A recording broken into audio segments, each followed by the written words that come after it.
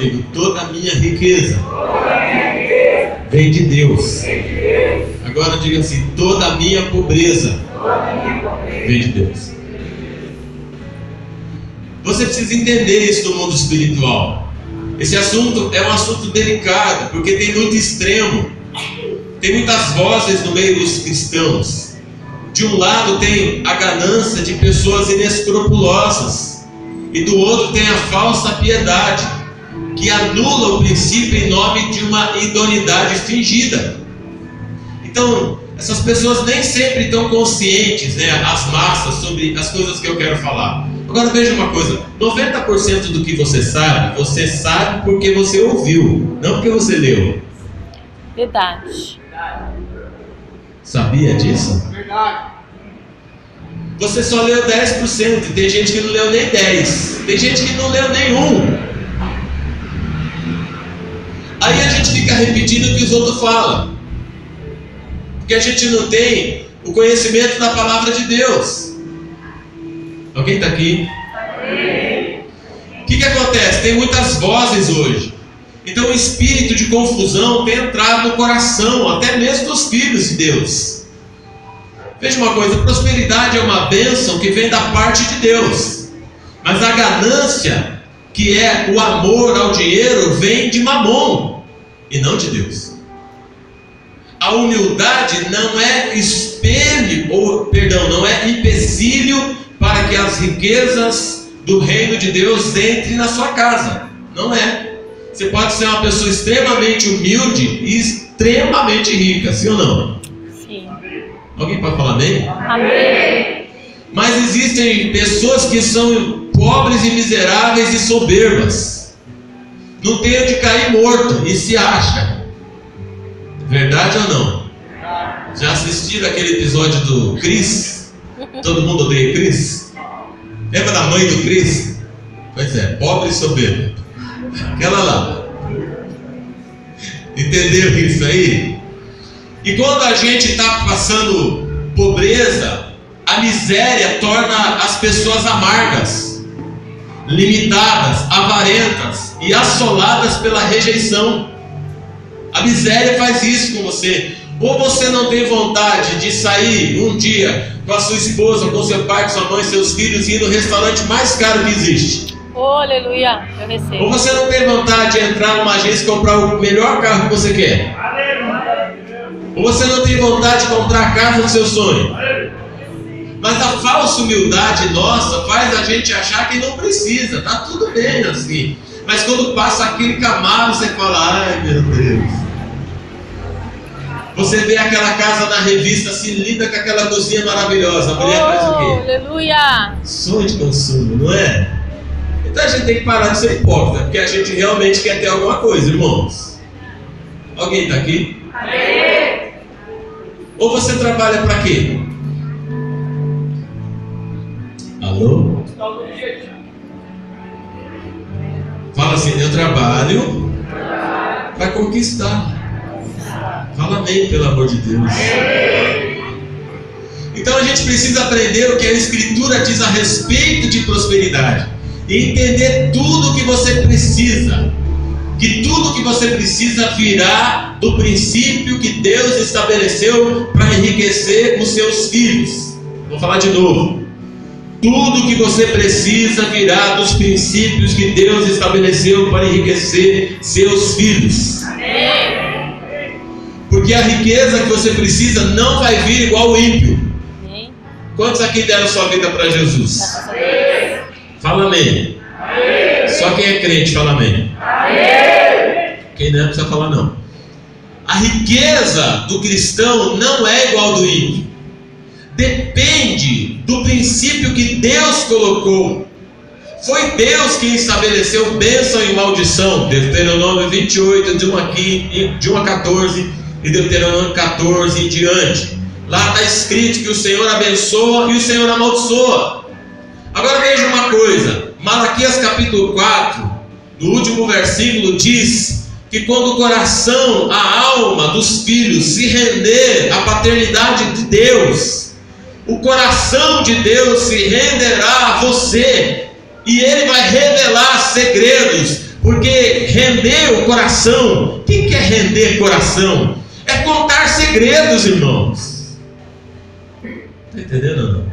Amém. Quando Deus está falando assim, quando o coração do filho se voltar para o pai, o coração do pai vai se voltar para o filho, e eu vou arrancar a maldição da sua casa. Ele está dizendo, eu vou contar um segredo para você, de como você sair de todas as assolações de dentro da sua família.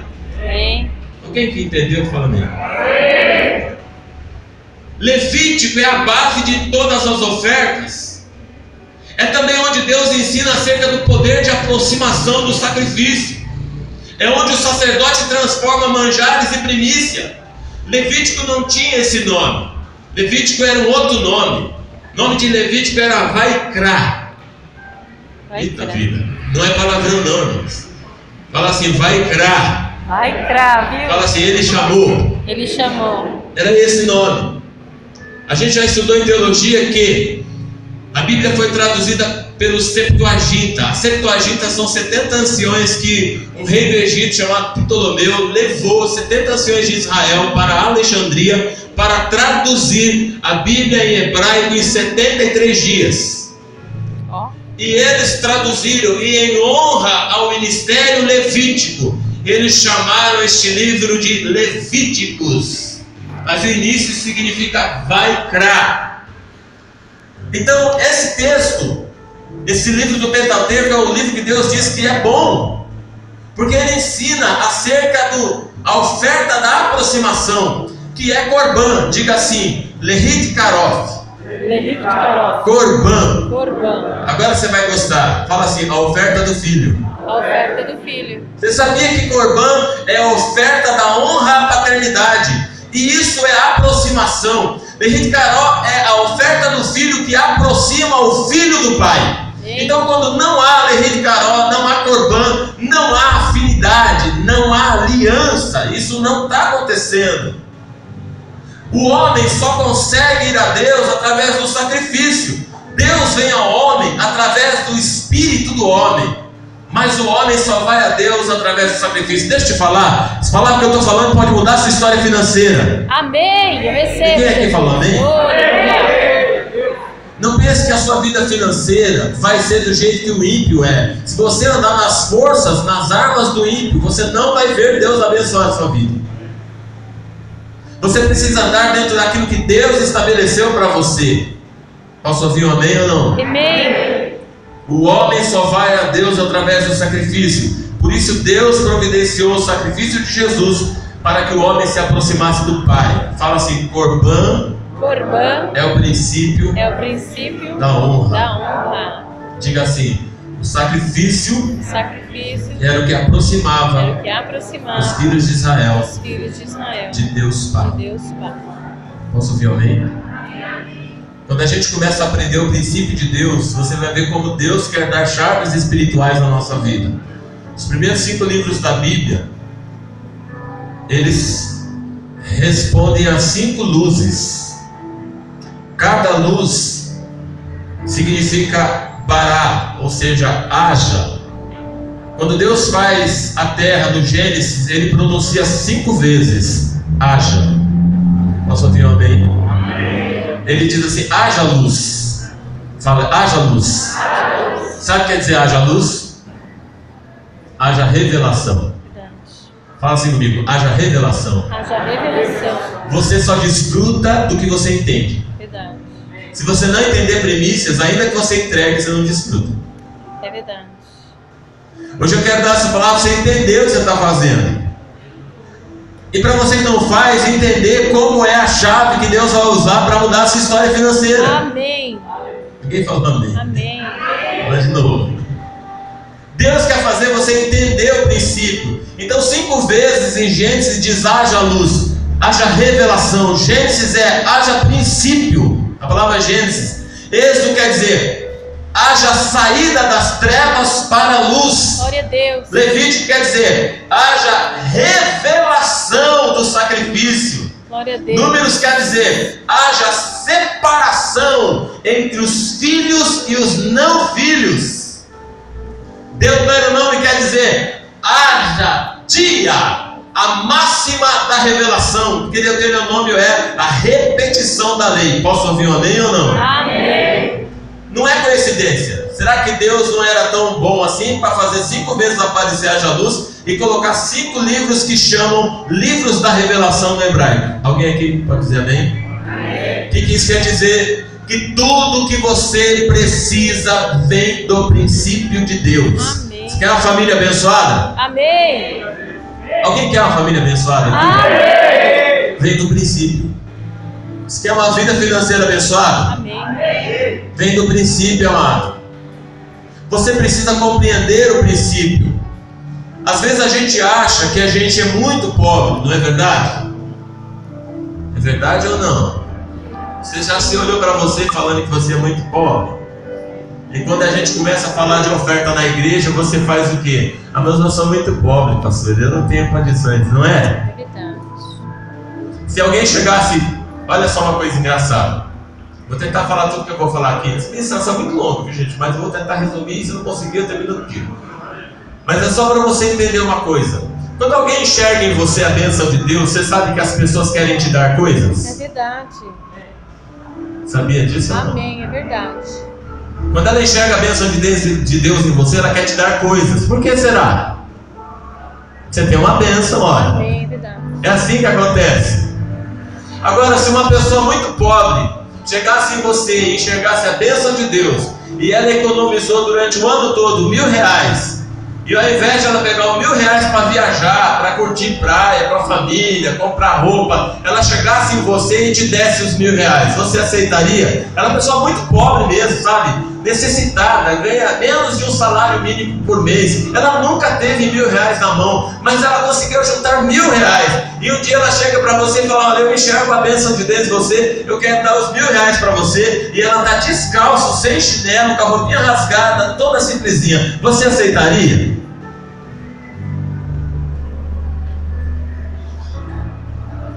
Quantos aceitariam? Levante a mão para me ver. Quantos não aceitariam? Por que você não aceitaria?